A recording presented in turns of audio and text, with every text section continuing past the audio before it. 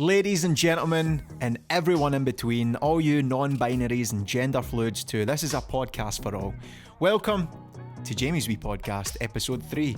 Now, there's still no sign of a sponsor, but this week I had a couple of inquiries, so let's just watch this space. But in the meantime, let's just enjoy this royalty-free music that I found on YouTube.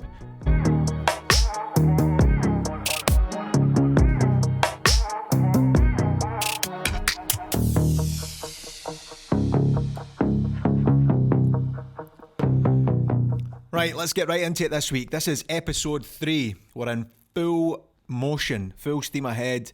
I've kept it consistent. 3 Thursday nights in a row now. I've been here. 2 Sundays in a row that I've posted. Hopefully this Sunday is when you're watching or listening to this podcast. So the consistency is there. Thank you to everyone who is continuing to listen. The real MVPs are the people who are listening at the very end of the 1 hour podcast and the 1 hour 27 minute podcast. If you've made it through to both of those podcasts, to the end of both of those podcasts, then thank you very much. You guys are the real MVPs.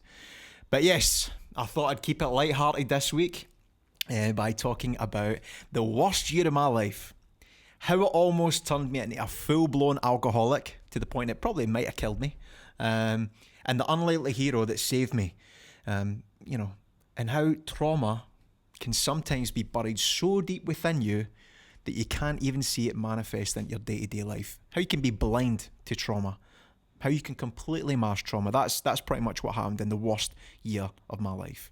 But before I get started, this is going to be my last episode recorded here in Bali for the foreseeable future. I am leaving in literally less than 12 hours my flight is. I'm getting picked up at 4:30 in the morning.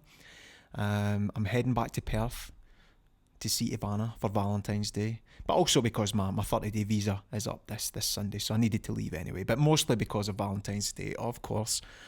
So I'm going to need to find some new hardware as soon as I get to Perth. I don't think I will be able to afford a studio in Perth. Plus, for future episodes, this is going to be the last time, hopefully, that you just get me on my own. There's only so much that I can talk about to keep you engaged. I'm hoping to get some guests on in the near future. So having brand new hardware, which I can take on the road, so I can go to people rather than expect them to come to me. That's going to be the next investment. So as soon as I get to Perth, I'm going to look for some microphones. And yeah, it's going to be good to mix up, I suppose. It's been fantastic having this amazing studio. And I will be back. I will be back in the studio at some point. I will be back in Bali in 2 or 3 weeks, hopefully. But for now, I'm going to need to find an alternative solution. But it will be good to mix up.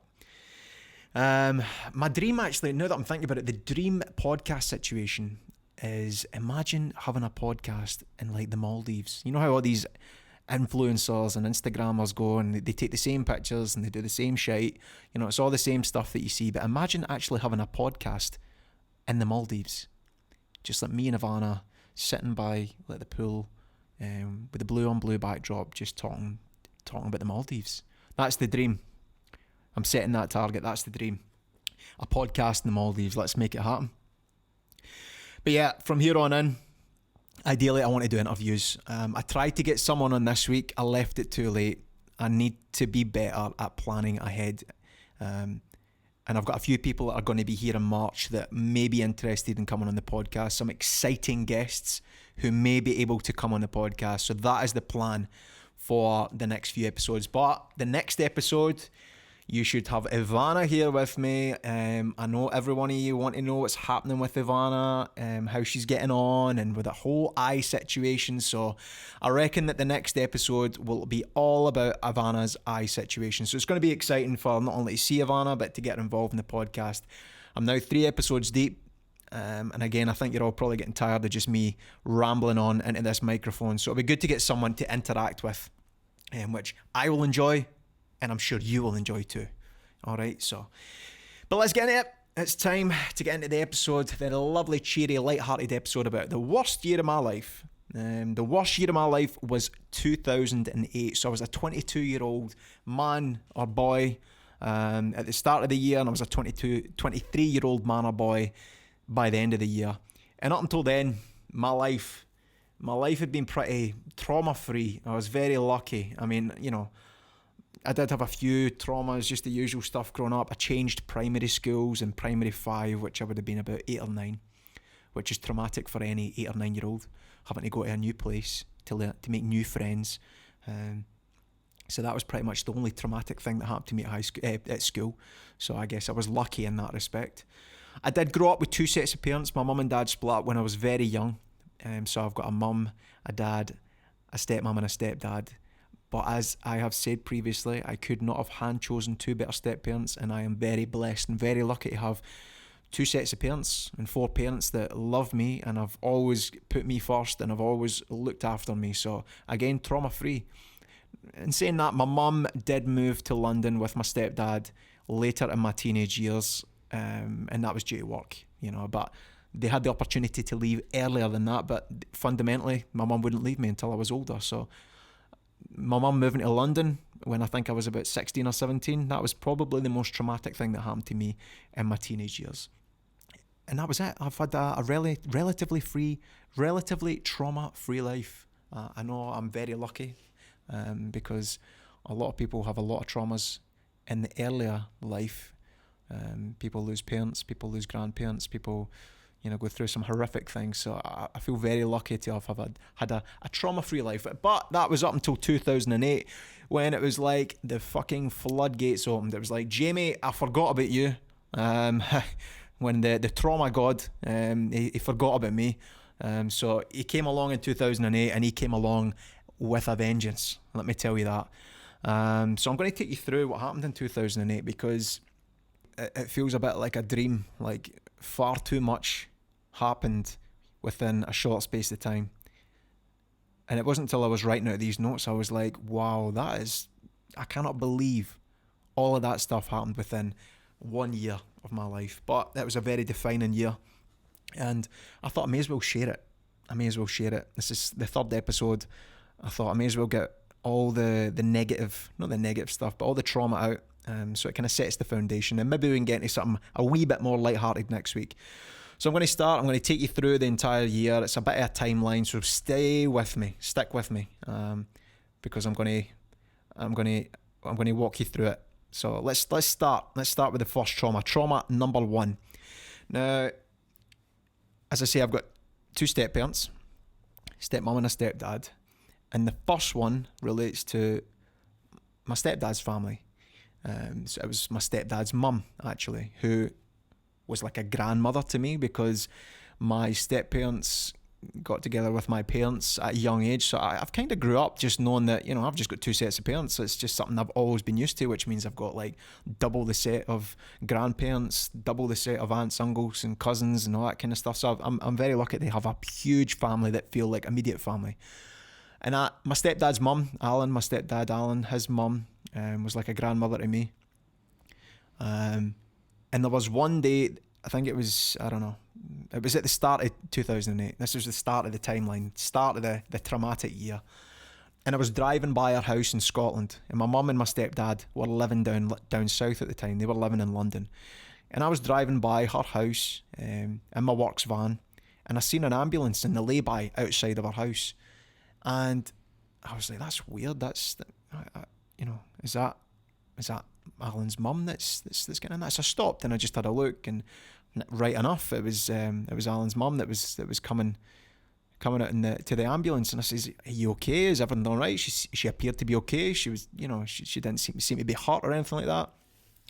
And she says, "Jamie, do not worry about me. It's all okay. There's nothing to worry about. Don't tell your mum. Don't tell Alan.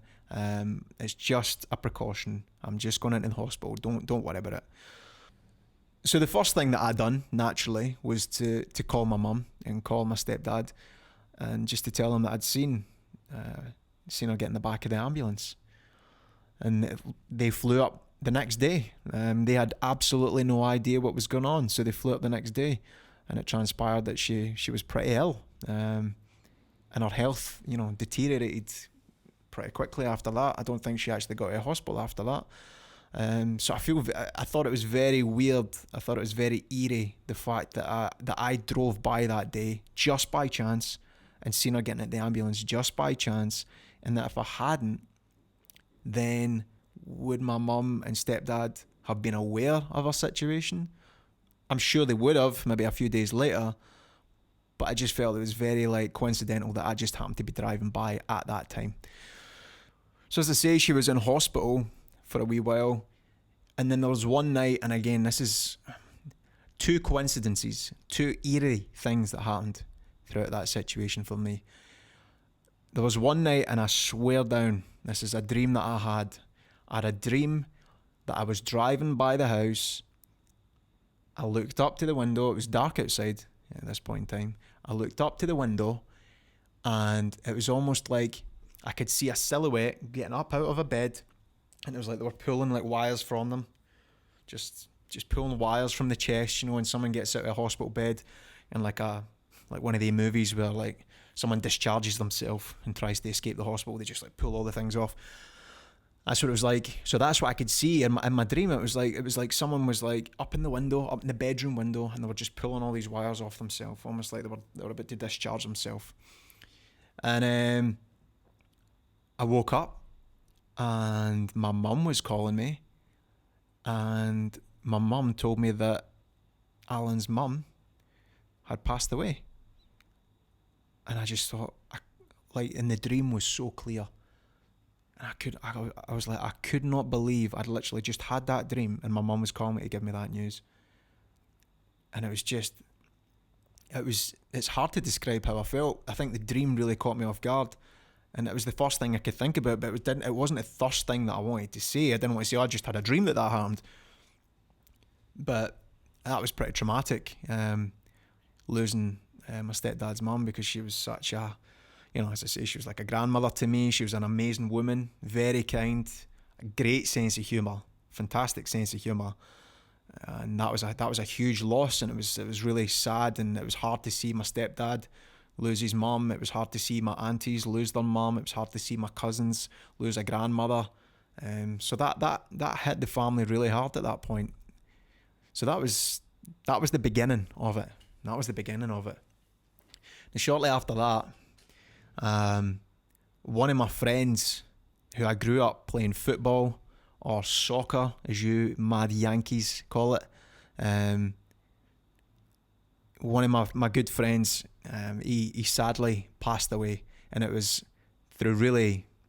traumatic circumstances, a freak accident.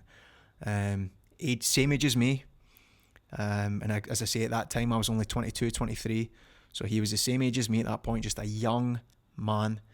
Now, and I hadn't been with the football team for maybe 3 or 4 years, but it was one of the football teams where, we played together for 3 or 4 years, and we were all best mates. We always looked after each other when we played football. We all went through battles together. We went to tournaments together. We played in a Scottish Cup final. We won tournaments in Holland. We done loads with nights out. We were all together through our later teenage years. So we were all like brothers. Even if we hadn't seen each other for a long time, we felt like brothers. So to hear that news was just, I couldn't comprehend. I couldn't compute, because someone my age, I'd never lost someone my age before. And that was just so, and under the circumstances, I won't repeat what happened out of respect, but it was a horrible freak accident. And his funeral was the first time that I'd seen some of these guys, and some of my mates, the coaches, the players, the parents of other players, in 3 or 4 years. And it was just such a surreal get together, for a 22-year-old, another 22-year-olds all getting back together for this reason. That was a difficult one to compute, and that happened very quickly after losing my stepdad's mum.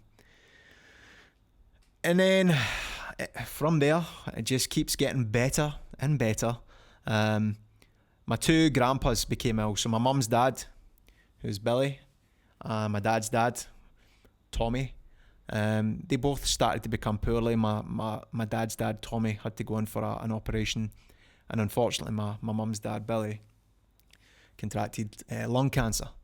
So both of them became pretty sick, pretty ill at that point. And having lost the two people who were massive parts of my life, previously, it did start to play on my mind. I wasn't used to this kind of trauma so quickly, so much back to back. And it was around this time, we were now into the summer, and I went to Mexico, which was a welcome break. And I had one of the best days of my entire life in Mexico. Now, it was special. It was one of the days where you can remember every single detail. The sunset was perfect. The weather was perfect. Swimming with dolphins, beautiful beaches, culture, just everything was right. Every single thing was right. Even though everything around me, my world felt like it was collapsing around me, everything felt right. And that one day, in that one moment, especially the sunset, coming back from Isla Mujeres, the island of women, I think that translates to. And we were coming back from Isla Mujeres to Cancun. I'm sure if you've been to Cancun, you've probably been on a day trip to Isla Mujeres. If you're going to Cancun, make sure you go to Isla Mujeres because it's such a cool wee island. Tropical, beaches, beautiful blues, old school culture. You can hire a golf buggy and drive around the island. There's loads to do there. So it's such a fantastic day in Isla Mujeres. And I swear to God, when I was coming back on the boat, it was a catamaran actually. Catamaran. It was back when I used to earn some good money. I can afford a catamaran. It wasn't my catamaran, it was a shared catamaran. But anyway, we were coming back and this sunset was absolutely beautiful and I felt so relaxed, I felt so chilled, the temperature was perfect, beautiful breeze, sunset, and Bob Marley's Three Little Birds song came on. You know that one that's like, don't worry about a thing, 'cause every little thing is gonna be alright. That one. That's the song that came on. He sings it a wee bit better than me. Mind you, after a whiskey or two, I can sound a wee bit like Bob Marley in my head anyway. Oh, by the way, I'm not drinking whiskey tonight. I'm actually on the Coca-Cola. I don't know if you noticed that. I can only apologise that I've broke the whiskey consistency. It's because the flight to Perth is so soon. I don't want to get on the flight either still drunk on whiskey or hungover on whiskey. I'm going to be seeing Havana tomorrow. I don't want to get on a flight drunk or hungover. You know what I mean? I just want to get into tomorrow fresh. The last two shows, I've went on to finish both bottles of whiskey, and I'm telling you, the next day is a struggle to edit the video. So today, I'm on the Coca-Cola. I can only apologise to those of you who are invested in the whiskey gimmick, but I'm on the Coca-Cola. But anyway, I digress. So Bob Marley's Three Little Birds came on, and I thought, it just felt like one of those moments. It was just like, it's like Vincent van Gogh painted that moment. You know, it was created. It was a creation. It was just perfection. And I thought, you know what? At that point in time when it felt like my world was collapsing back home, and I had this guy singing into my ear on a beautiful sunset in Mexico, everything's perfect, saying, don't worry about a thing. Every little thing is going to be all right. And I thought, you know what? Everything is going to be all right. No matter how bad things get, everything in the end is going to be all right. And to this day, for those of you who are on YouTube, you can maybe see this.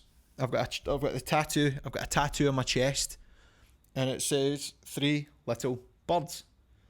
And that, I got a tattoo of that moment, Three Little Birds. And that's the reason why, because it's just one of those moments in life that I didn't want to forget. It was one of those moments where I felt so down, I felt so upset, I felt so pissed off about life. But this song spoke to me and says, Jamie, don't fucking worry, right? Just stop worrying. As bad as things have been, as bad as things might get, everything in the end is always going to be okay, all right? And saying that, when I got home, my papa, Tommy, passed away pretty much days after. And it was pretty horrific. I mean, I can jest and joke about it. I'm not joking about it. There's nothing to be funny about death. But you know, you've got to try and, after all these years of grieving, you've got to try and put a funny spin on it, because if I was to ever die, I wouldn't want somebody to mourn me forever and more. I'd want people to make jokes about my death and make jokes about me. So that's just the Scottish way. Try to make humour out of a bad situation. But yes, my papa Tommy, my dad's dad, passed away under horrific circumstances. Again, I keep using the word horrific and traumatic, but that's what 2008 was. It was a pretty horrific and traumatic year. So it played out like this. My papa went in for an operation. Me and my dad went to visit my papa in hospital shortly after his operation. And like my dad's brothers and sister and cousins and all that kind of thing. Everyone was there to go and visit my papa. And all of a sudden, it was one of those moments where everything went wrong. He was still with us at this point, and he was, by all means, meant to be making a recovery. Operation went okay. It was just a matter of, when he gets better after that. And it was one of those moments like you only ever see on the fucking TV. It's one of those moments you wish you'd only ever seen on TV. When the doctors say, sorry, you'll need to leave. There's something's not right, quite right here. So we left the room, and then the next minute we were all ushered into a room together, and we were told that my papa Tommy had passed away. So we went there to visit him, to say hello and see how he was getting on, expecting him to be on the mend and getting better. And all of a sudden we're in a room being told that he's no longer with us. And this was days after I got back from Mexico, by the way. I think it was the 26th of July that my Papa Tommy passed away. And my Papa Tommy was a huge part of my life. I'm very close to all of my family, especially when I was growing up back in Scotland. And me and my big cousin Gary, who is, someone I look up to. My big cousin Gary is, one of my best mates. We don't speak every day, but we spent a lot of time together in my teenage years, between the ages of like 11 and 16. Me and my big cousin Gary, we used to go to our papa's every single weekend from the minute I left school on a Friday until the last minute I could stay there on a Sunday. We would spend every single weekend at my Papa Tommy's house, and we would play like GoldenEye on the N64, and we'd play like, Championship Manager, Football Manager. We would watch the football on a Saturday. We would put a bet on the Saturday. We'd get a takeaway on the Saturday. And then, on the Sunday, we'd still be there playing computer games. And the weekends just used to fly by staying at my papa's. And my papa, it was great. He would never minded us being there all the time. As soon as he went to bed, we had the TV downstairs. As soon as he, went downstairs, we had the TV upstairs, and we were playing computer games all the time. It was just a fantastic environment. It was just such a home. Back then, they never had much, but it was a home. This is actually a disgusting story, but they didn't want to waste the hot water. This is what it was like back in my day. I sound like I'm an old man here, but back in my day, when me and my big cousin used to go to my papa's house, it was one of those situations where they didn't want to waste hot water. They didn't want to run 2 baths. So if we stayed there on the Friday night, you'd maybe get away with not having a wash on the Saturday morning, but you better believe by the Sunday morning you needed a wash, because you were stinking. You were stinking because we'd go out and play football during the day. We'd come in and play computer, playing N64, playing GoldenEye and FIFA and Championship Manager. You'd be eating takeaways, so you better believe by the Sunday morning we needed a very good wash. Now, it went in order of age. Now, the oldest in the house, which was my papa, he would get the first round of the hot water in the bath. And then it would go down the line. So if one of my uncles was in, then the uncle would get the next round of the hot water. Same bath water, by the way. And then it would go to my cousin.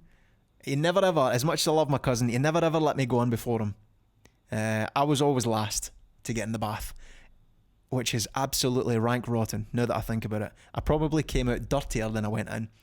But that's what it was like at my papa's house. It was like men behaving badly, takeaways, like drinking fucking fizzy juice, playing computer games, just playing football out the back. It was just fucking brilliant. I had some of the best years of my life at my papa's house with my uncles, with my big cousin, and it was just amazing. And so my Papa Tommy passing away, that just felt like that whole part of my life was gone. It was finished. Like now that he was away, that, that just closed that chapter of my life. A massively enjoyable and important chapter of my life was just done. And it was just heartbreaking. Those circumstances, again, it's one of those moments you wish you only had ever seen on TV. When they go in to see a relative, and all of a sudden the doctors come running in, and, machines are making noises, and all of a sudden the person's not with you anymore. That's what happened, and it was pretty horrific. And that was it. My Papa Tommy passed away. And then after the funeral and stuff like that, the full attention was now on my Papa Billy, who was very, very poorly. This is my mum's dad, Billy. And he had lung cancer. So, we knew what to expect with this one. There was nothing that we weren't expecting. But his health really deteriorated. And my Papa is one of these guys, old school guys, very skilled with his hands, could build things, he could do anything. He was just a really manly man, like the dying breed of manly men. He could do anything. He could do absolutely anything, especially outdrink anyone. He could outdrink anyone. I remember my best friend, Snoop. That's right, his nickname's Snoop. You'll probably hear a lot about Snoop on this podcast, and I know he's listening. Hiya, Snoop. But my best friend Snoop, in our earlier years, I think maybe our teenage years, he knew about my Papa's reputation of being a big drinker, and he could handle his drink. He could outdrink anyone, and I mean he could outdrink anyone. He had a reputation of being a very good drinker. So my best friend Snoop came over one New Year's Eve, and he thought, I'm going to go toe to toe with your Papa tonight. And Snoop thought he could drink. He was a wild teenager, and he went toe to toe with my Papa, and ultimately I had to take Snoop somewhere else. I had to go and drop him off at another house because he was a pollution. He became too drunk. And my Papa was completely unfazed by Snoop's efforts. So he was a good guy. Everyone loved my Papa. In the village where pretty much all of my family grew up, in Banknock in Scotland, he was a legend. He used to drink in the local pub. He was a legend there. Held the karaoke. Everyone knew him. Everyone loved him. He was very cheeky. And he was really just respected by everyone. Now, the reason he was someone that I looked up to is people always tell me, especially back then, that I look exactly like him. Not only do I look exactly like him, I act exactly like him. So me and my Papa had a similar sense of humour, very, very cheeky. He was always full of jokes, always greeted me with a new joke. He was always very sarcastic. So it was somebody that I really looked up to. He was probably a big hero of mine in my life. I was very proud to be his grandson, especially the way everyone spoke about him so fondly. But his last few days were spent in hospital, and again, we all knew what was coming. But even though he knew what was coming and everyone else knew what was coming, he never lost his sense of humour.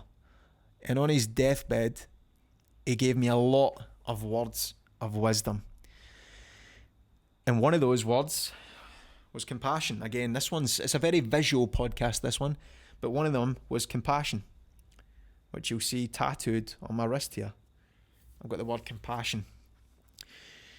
Now, the reason I've got the word compassion tattooed there is he told me that the reason that our family are so close is because we all have compassion. And that really stuck with me about showing people compassion, because we don't all get along all the time. We don't all sing from the same hymn sheet. But if we've all got compassion for one another, then you'll always be together. You'll always see past your differences. And that was one of the things he taught me, is compassion is one of the biggest and the best values that you can have. So when he passed away, that probably hit me the hardest, that one, because he was such a hero to me and someone that I looked up to a lot, and someone a lot of people looked up to. And on the day of his funeral, You couldn't get in the house. You couldn't get in the house for people. You couldn't get in the garden for people. There was police in the street for the congestion of people. People lined the streets of the village. That's how respected my Papa Billy was. Everyone loved him. Everyone had a story to tell about him. He connected with a lot of people. He wasn't a rich man, but he was rich in friends. He was rich in memories. And he was rich in connections, which again is something that I hold very close to me. And it's a value that I hold. You know, he didn't leave with a lot of money in the bank, but he left. I mean, if you looked at his funeral, if I could go out like that, that's the dream scenario. You know, he left a lot of memories behind. Even after he's gone, people still speak about him. Now we're 10 years down the line, not 10 years, we're 12 years down the line now. And people still talk about my Papa. People still tell me I look like my Papa. Because he made that much of an impression on people. Now, I've also got the top part of my sleeve up here. I'm not going to show you it for the YouTube people. But the top part of my sleeve, I've actually got my two Papas' names up here. In fact, I'll get it. Oh, no, can I get it? Yeah, I've got my two Papas' names up here. I've got Tommy here, and I've got Billy here. So that's how much these guys meant to me, you know. So I've got their two names at the top. But not only that, I've got Compassion, the two names, and my Papa Billy, his two flowers. In his later years, he took up some weird and wonderful hobbies, including making garden gnomes. I don't know what that was about, but I think he was just getting bored in retirement. But his two flowers, because he really went into his gardening, were a lily and a sunflower. So I've got them tattooed on my arm as well. Now, if you're wondering what that is, YouTube people, on the front of my wrist for the iTunes and the Spotify people is Saint Anthony. Now, I'm not a religious person. I'm more of a spiritual person. But I can see the value and I can see the reasoning behind why people are religious. It's just more of a hope than anything else. Now, Saint Anthony on my wrist here is the saint of lost things, meant to reunite you with lost things, lost people, anything that you've lost that is meant to reunite you with that. So, you know, this sleeve tattoo that I've got, I don't know if you've ever noticed it. If you haven't, you have now. A lot of it is to do with people that I've lost. In fact, the majority of it, if not all of it, is to do with people that I've lost. And it's symbols to, especially my Papa, you know, my two Papas. I've got the Compassion, I've got the two flowers, I've got St. Anthony, and I've got their names up there. So that was it. I lost my two grandparents, two people who are very pivotal in my upbringing, in the development of my character and my formative years. These were two guys who are huge parts of my life. Within a couple of months, we're both gone. And you know, the grandfather of each family, you know, they're the rock. They're the glue that kind of holds things together. So to lose the grandfather on both sides in such a short space of time, that was I don't even know. I still can't even put that into words. Now, it continues. Just when you think, Jamie, this cannot get any more fucking morbid, you are making me depressed. I hope I'm not making you depressed. I'm trying to make this as lighthearted as I possibly can. I know I'm talking about death here, but 12 years have passed. 12 years have passed since all of this happened. So I'm trying to make light of a bad situation, alright? But it does continue. So I've lost my stepdad's mum. I've lost my friend, Tolly, who I played football with. I've then lost my two grandparents, my two grandpas, the two, you know, head of states of the family. And just after my Papa, Billy, passed away, and I don't even think his funeral had been yet, one of my other friends, his name was Mackie, his nickname was Mackie, Jamie Makarenovich, he passed away. Now, when we got the news that Mackie had passed away, we were actually up the town. When I say we, it was me, a couple of my friends, my best friend, Snoop, again. Now, he was a very good friend to me and Snoop, and I think it was Snoop's sister that rang us to give us the news that Jamie Makarenovich, Mackie, had passed away. Now, this is when it was really, when I think back to it, it was a very significant moment because the difference in reaction showed the state of mind or the state of trauma or the state of, disbelief that I was in, especially because of the amount of things that had happened in a short space of time. My mate Snoop, he naturally burst out crying. He was angry. He was upset. Whereas I laughed. I laughed when I heard that news. I laughed as if it was a laugh to say like, oh, come on. No, come on. You're joking. No, wait, nah. No, another one. Surely no. What's happening? This must be a bad dream. What is happening? What's the universe doing here? And I laughed. My friend Snoop was in tears now. I laughed. I couldn't grieve. I couldn't get upset. I was upset on the inside. But externally, I was just like, surely no. Like, so this has got to be a big practical fucking joke. Surely. I think I was just becoming like so immune and disillusioned with death that I was pretty much numb to it by this point. Now, Mackie was, again, such an important, I was losing all these important people, and Mackie at that point in time, for me and my best friend Snoop, he was such an important character. He was a maverick. He was older than us. He used to dress how he wanted. He was really, really quirky, but he was a gentleman. Just such a nice guy. Got on with everyone. Again, just someone that got on with everyone. And because he was older, because he was wiser, he dressed really cool. He hung out with like all the popular people. Naturally we warmed him, and he took us under his wing. He didn't need to, but he took us under his wing, and he introduced us to all his friends, who which was a big deal for us because these were all the popular people in town, all the older people in town. And he had us around his flat for parties, which we had some of the best nights ever. Wild, wild nights in there. But he was very philosophical as well. And just unique. He was a unique character. He stood out amongst the rest in our town just because he was so different. He had so many stories to tell. He was very philosophical. He had a very different outlook on life to anyone else that I'd ever encountered at that point in time. But unfortunately, again, a horrific way to go. He died in a car crash one night, and it was he came off the motorway, he crashed into a fence, and that was it. And to this day, whenever I've got to go to Edinburgh from Falkirk, my hometown, whether it's going to the airport or whatever, I still pass by that bit of fence where he crashed through, and I still remember him. Even now, I remember him every single time that I drive past that bit of fence, because it's still, where he's crashed through, there's like a new bit of fence being put in. It's still a kind of different colour. Even after all these years, I still drive by there and think, unfortunately, that's where he passed away.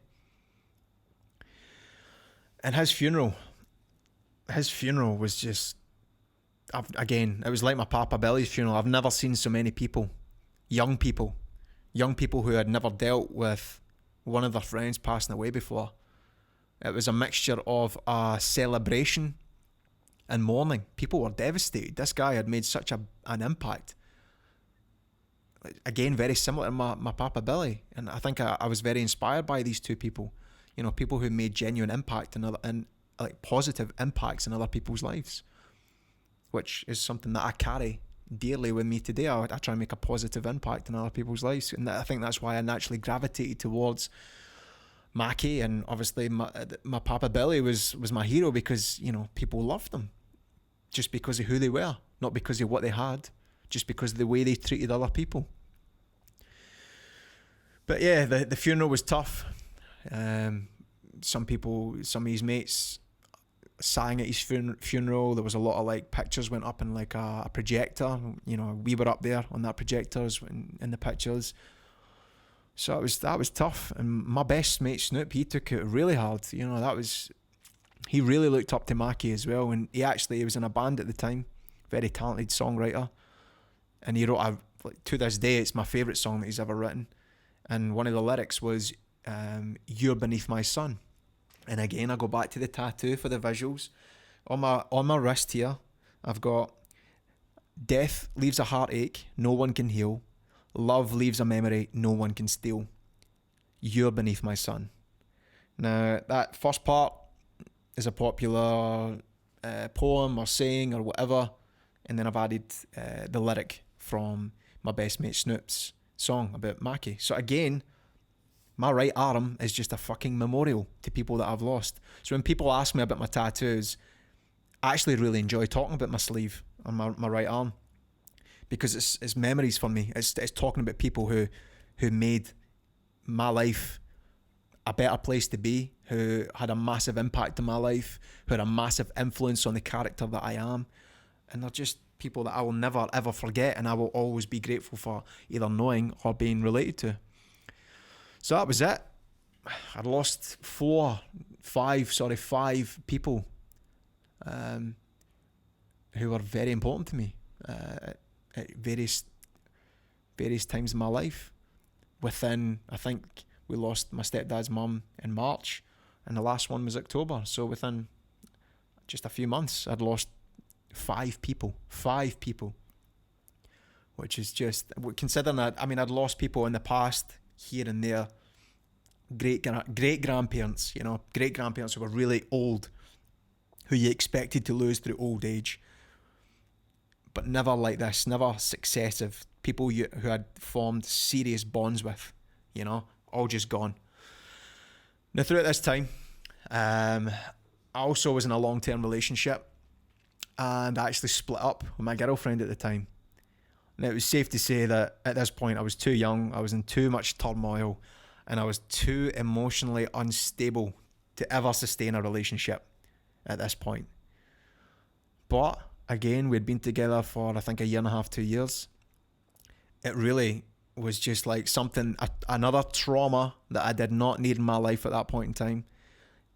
And that again hit me hard. That was just something else that I had to deal with. But again, I think I couldn't be a proper boyfriend. I was only young. I was 22, 23. I couldn't be a proper boyfriend while all this other stuff in my life was going on. And, for my girlfriend at the time as well, that's a lot to take on. That's a lot to take on for anyone, never mind someone so young. So ultimately, I think that played a massive part in the breakup, because I was just in such a bad place. So I was probably really unbearable, which I think I was. To be honest, I was unbearable. There was no way, I don't think even Ivana, the most patient Ivana, would have put up with me back then. I was just in such a bad place. Now, towards the end of the year, I think, or October, November, around about November time, up until this point, I'd been in a 4-year apprenticeship as a plumber and a gas engineer. A very fine trade indeed. It was for a company in Grangemouth, which is a local town to me. There's not a lot to see there, other than like the BP, the British Petroleum. But that's where I done my apprenticeship at a company called the McDougall Group. And I thought at that time, I don't know why, I thought this would be a great time to apply for a new job. Before I'd even finished my apprenticeship, I had applied for British Gas. Now, if you imagine like the Premier League in the UK, the McDougall Group are probably, who's at the bottom? I think Man United are bottom of the league. Just kidding. Whoever's at the bottom, let's just say Aston Villa. If the McDougall Group were Aston Villa, then the British Gas were Liverpool. Champions of the Europe, champions of world, champions soon to be of England. That was British Gas. So a massive gulf, and British Gas are a massive company in the UK. I think they employ over 9,000 engineers. They've got all, they're the dominant force when it comes to gas, domestic gas systems and all that kind of stuff. So they were just a very big company, is what I'm trying to say. A very big company compared to the McDougall Group, who were just a local trade company. So there was very different standards between the two. So when I applied for the job, I did not expect to hear anything back, because I had heard up until that point that they only hired experienced engineers, which naturally you would expect from a company with that stature and that prestige. They only want the very best, and the very best is usually the very oldest, because they've got all the experience. And I had none. I hadn't even finished my apprenticeship at this point. But you know what? I thought, fuck it. I must have been out of my mind with trauma and death at that point, and I thought I could get this job. I may as well just go for it, see what happens. It's loads more money than I'm getting. It's going to be better conditions, so let's just go for it. Lo and behold, I got an interview, and I thought, how the hell did I get an interview? But anyway, I went along to the interview, and before I knew it, I got the job, and all of a sudden I was in the induction, and then all of a sudden I started it. I started a new job as an engineer with British Gas, and I thought, holy shit, how did that happen? How did I get my way into this? Because I knew that the trade and the training that I'd had up until that point, it wasn't good enough. Especially in the last 6 months where I wasn't really paying attention to work, because every other week I was off going to a funeral or whatever. So the last 6 months of my trade, I really downed tools, pardon the pun. And I was after the induction. As soon as I started, I realised I was actually out of my depth. I had no fucking clue what I was doing. The standards that they had and the standards that I was used to they weren't even night and day. They were well beyond that. And my new boss actually noticed this very quickly. He was asking me to do things that I'd never even heard of before. Things that were very basic in the British Gas handbook. And he said he had the right to let me go there, and then it was almost like I'd committed fraud, telling him that I could do all the tasks that they had advertised in the and for the job application. And I told him I could do all that stuff, and I should have been taught how to do it, but I couldn't. So all of a sudden, my new boss is telling me that, I might be getting let go as soon as I was in the door. I'd left my old company, started this new one. I was already 4 or 5 weeks in. And he was like, you're not good enough. You're nowhere near good enough. You don't know a thing. You don't know anything and that we need you to know. The standards are not there. But to his credit, he put me in a 6-week intensive training program with other engineers, like the more experienced engineers, to try and get me up to scratch. And he says, you've got these weeks to prove yourself, or we'll let you go. And it was as simple as that. We need to let you go. We need someone to come in and hit the ground running. And, we're busy. This time of year, we're busy. And we need someone to be able to perform the task. So if you cannot get up to speed, then we will need to let you go. So changing jobs wasn't easy at that point, especially going from one environment to another, which was a completely different environment, a different set of standards. And I've got my boss telling me I've got 6 weeks to, buck up my ideas, or I'm out the door, I'm unemployed. So I thought, you know what? It's a good thing to add into the mix. Let's buy your first property. That's right. I bought my first property. As I got the new job, I thought, fantastic. I am getting all these new wages. I've got a wee bit of savings in the bank for a deposit. My mum, my dad, my stepmom, my stepdad contributed towards the deposit. So I thought, yes, I am going to buy my first property. 2008, you remember what 2008 was? It was a recession. So I thought, let's buy my first property in a recession after suffering all these traumas. I'm about to get fired. Let's buy a flat. It came with high interest, so the monthly payments were extortionate compared to what you would have paid a year before, or even a year after, once the recession had passed. I struggled to get a mortgage because of my age, because I was a first-time buyer, but luckily I got one. It was a fucking rip-off, but there you go. It was the only one that was getting offered to me. The flat was a 3-bedroom flat, and it needed a hell of a lot of work done. Now, the people who were in before me smoked like a couple of chimneys. You could peel the nicotine off the ceiling. And the flat it was stinking. It was rotten. It was disgusting. So we literally had to take out everything, and I mean everything. The doors, we had to take off all the paint, all the woodwork. We had to rip it back to the bare bones. So it needed so much work done. It needed so much work, and it needed so much money thrown into it. Now I've just bought this place. I put down a deposit, right? So I've spent all my money, and now I'm being told that, by the way, that new mortgage you've just got with all the monthly payments, in 6 weeks' time, if you don't buck up your ideas, then you're not going to be able to afford that. But I'm already in up to my eyeballs at this point. I've signed the contract, I've moved in, I've got the keys, so there's no going back. Now, to ease the pain of the monthly payments, 2 of my best friends said that they would move in to help with the rent.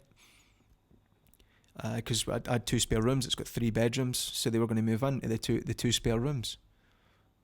But at that point, because it was such a fucking shithole, that No one could move in. I couldn't even move in at that point. So the time was against me to get this thing finished, to get this thing livable and habitable, so that they could move in and I could move in, but ultimately so I could start getting rent payments. I wanted to start collecting rent from them so I could afford the mortgage, especially as I had the threat of my job being taken away from me right at the early stages. So you think about it, I went through all those deaths, split with my girlfriend, changed jobs, which I was about to get fired in after like week 1, and I bought a house during a recession, all within about 8 months. After 22 years of fucking plain sailing. How about that? Now at this point, naturally, I was drinking heavily. I was drinking very heavily. Now at the point I didn't realise that.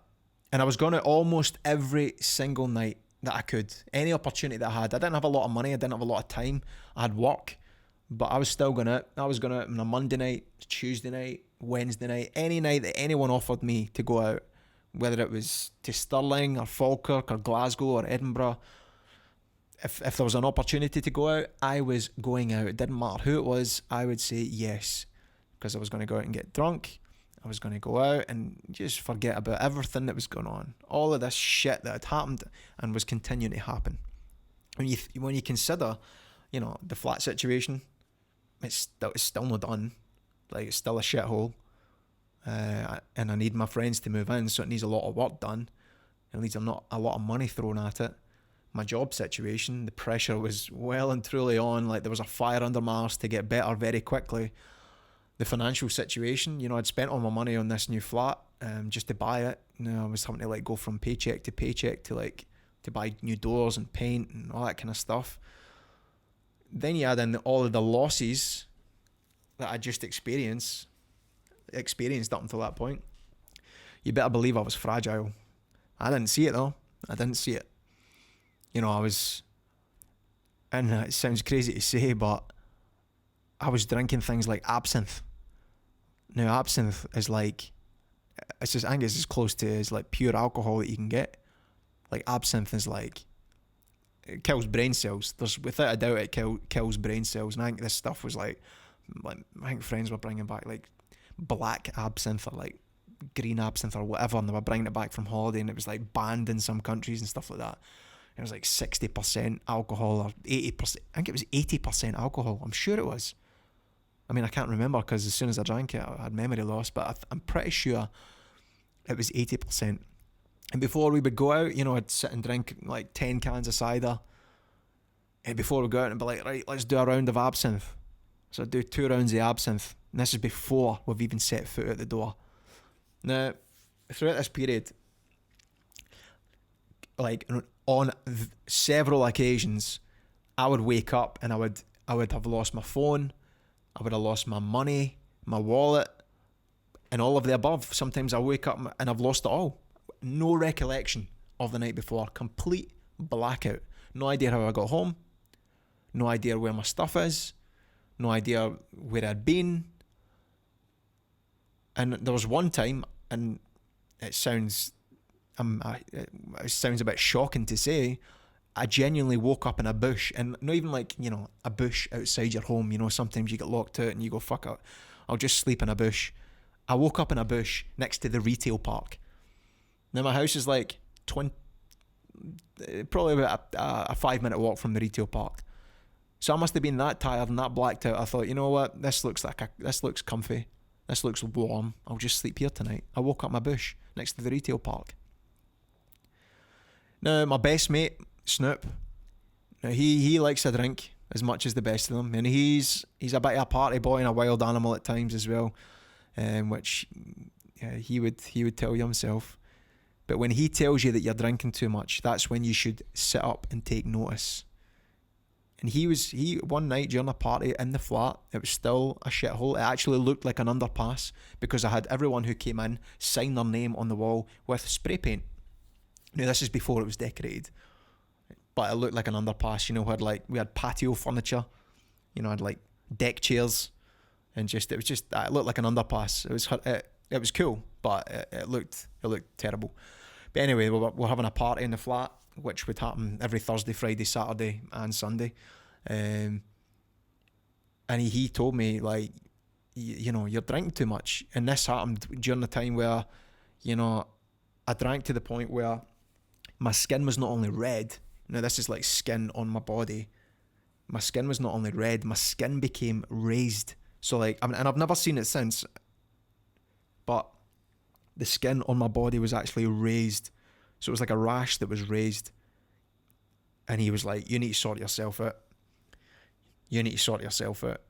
And I thought, oh, fuck. I actually said to him, and I spoke about this the other day, and he says to me, I accused him of being boring. I said, stop being boring.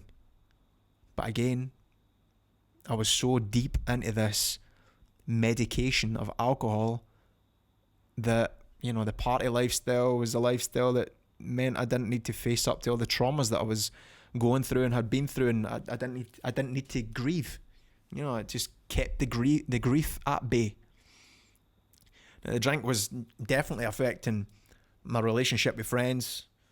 It was affecting relationships with women as well. I was not a good guy to women at that point, and if by any chance any of them are listening to this, then I do apologise, because I was just horrible to people who I got close to at that point. I think it's just because I was losing everyone. I was scared to get close to anyone, and anyone that got close to me, I was just horrible to them, especially when I was drunk with alcohol and stuff like that. It was just that I ruined so many potential relationships, and I was just wasn't kind, especially to women. And it's just, it's not good to think back about and to think about how I used to treat people.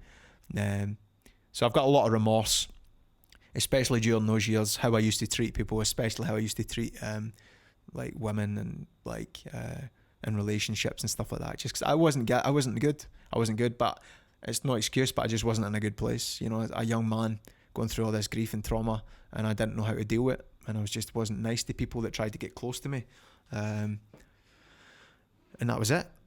But the unlikely saviour. I go back to British Gas and my new boss, who says, I could let you go. I could sack you here and now.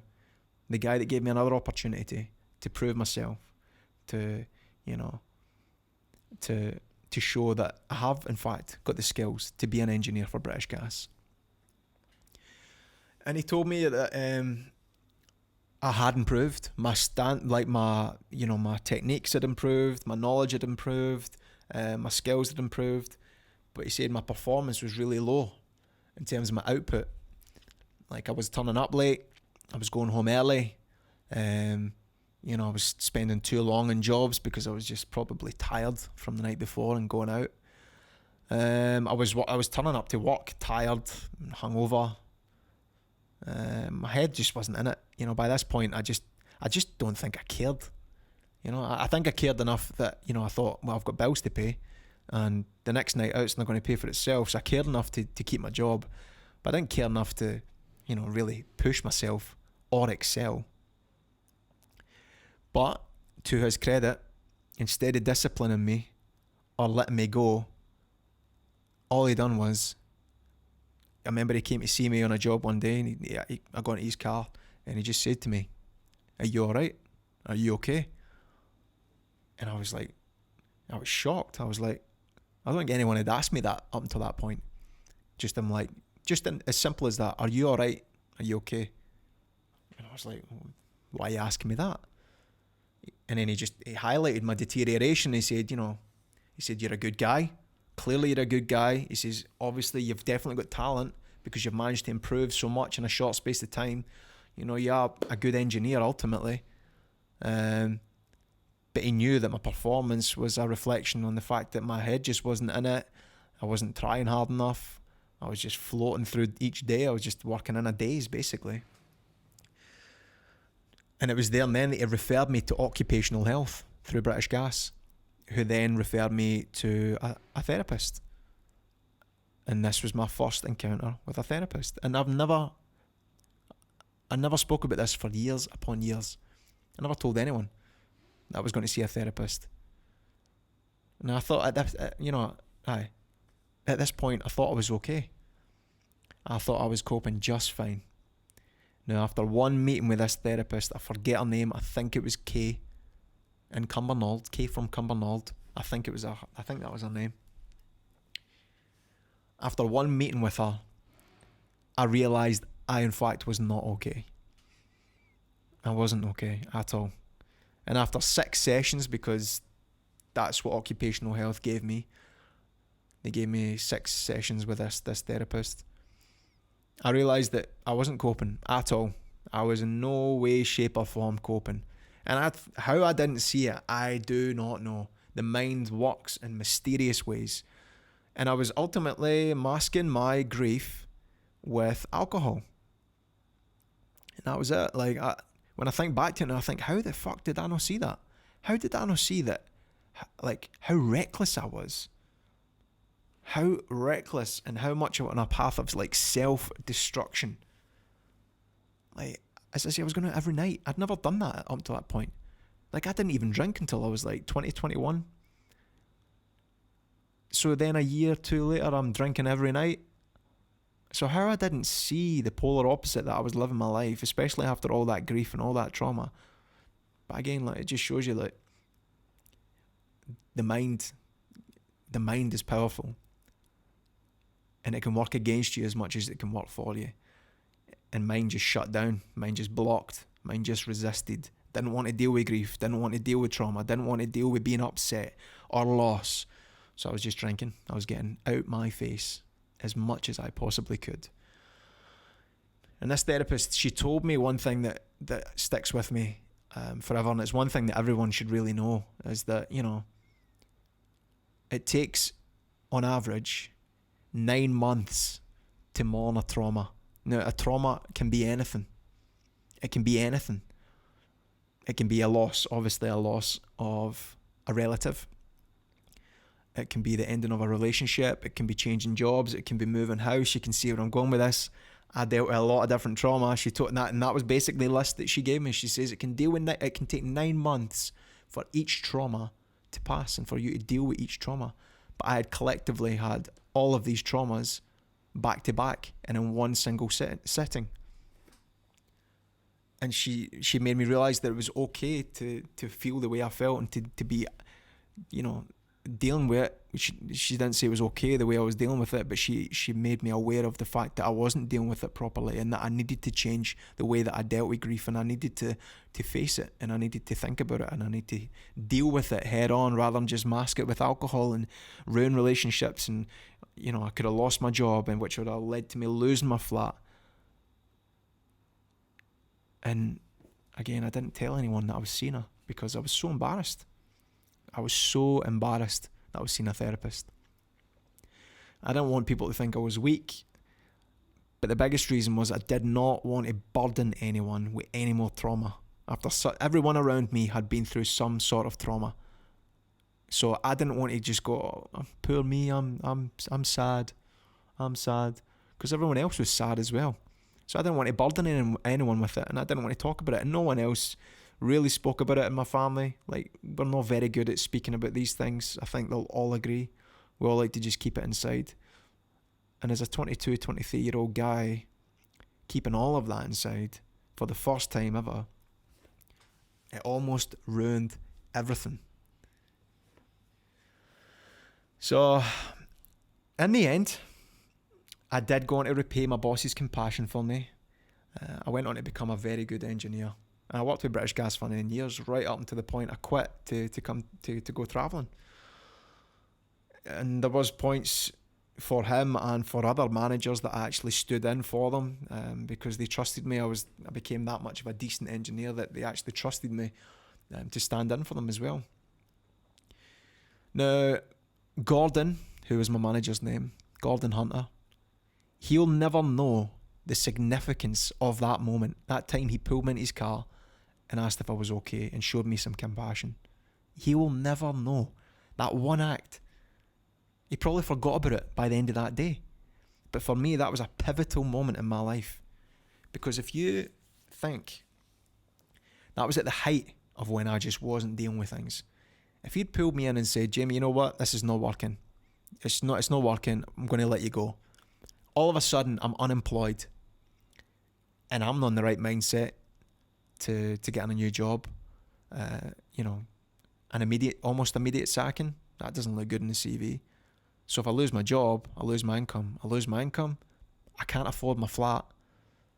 My world would have just folded like a fucking pack of cards at that point.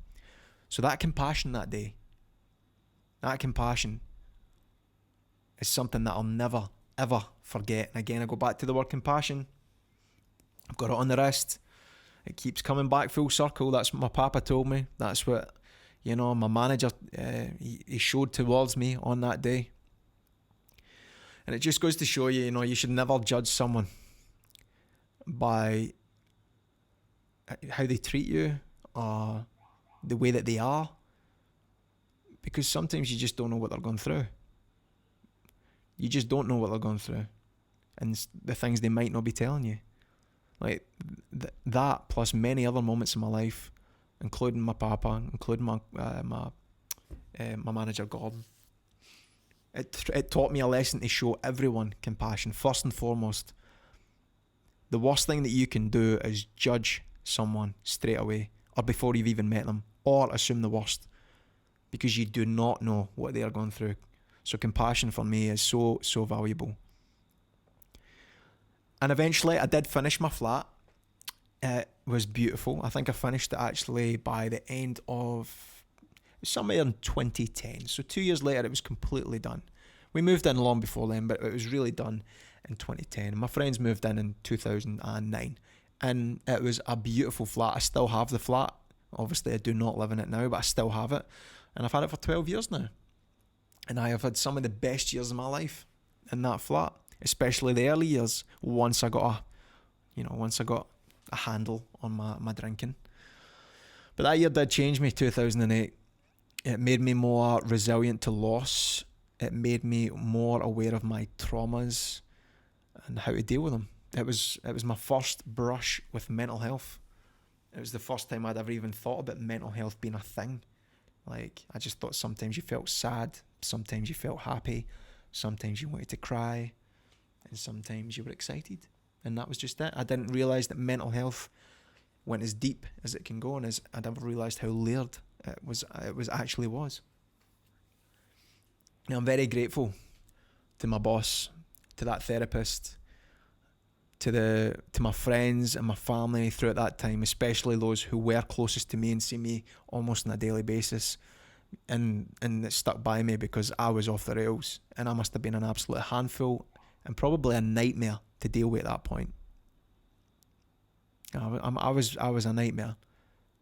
But if I was to look for a moral, or to say, well, what value has this podcast brought other than you just talking about all the people that are dead?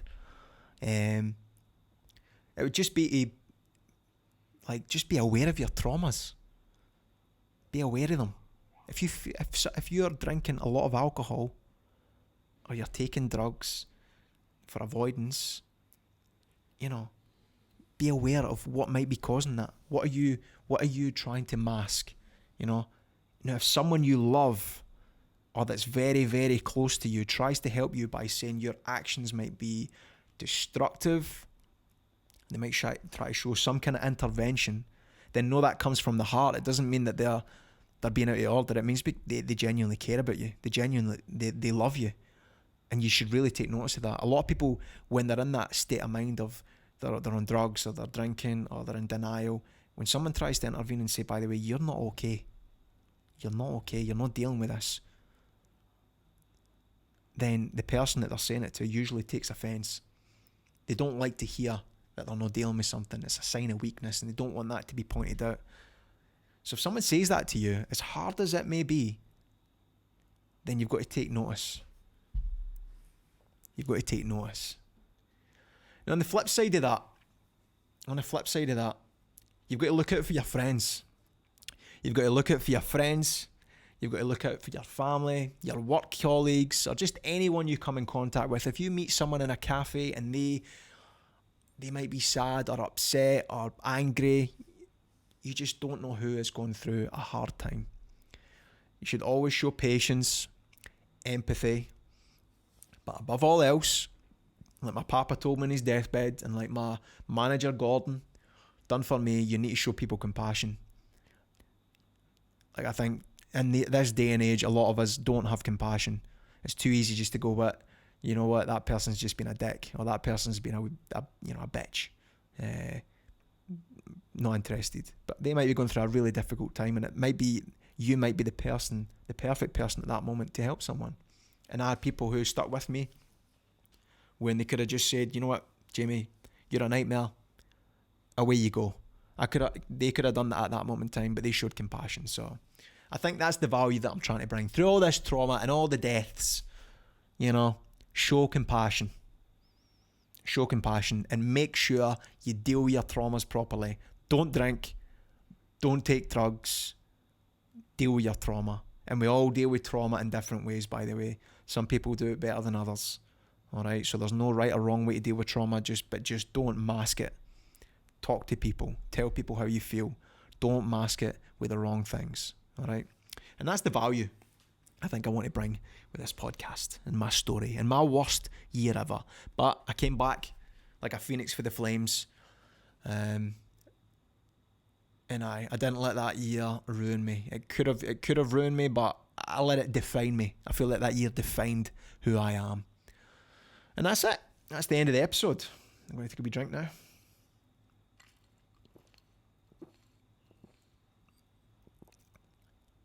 Now, to round up, I would usually have some questions, but no one sent any questions this week, which I'm a wee bit disappointed about. I do enjoy the question round. If you've made it this far in the podcast, episode 3 podcast, then please make sure that you send me a question next week. Just a voice note. Ask me anything. It doesn't need to be related to the topic. All right. So there's no questions to answer this week, which means I've got, I get to finish up early. It's like finishing up early on a Friday because I don't have any questions. But I'm going to talk about the Patreon account. I started a Patreon account this week. For those of you who do not know what a Patreon account is, basically like a third-party website where you can, donate money. Not donate money because it's not like I'm not a charity.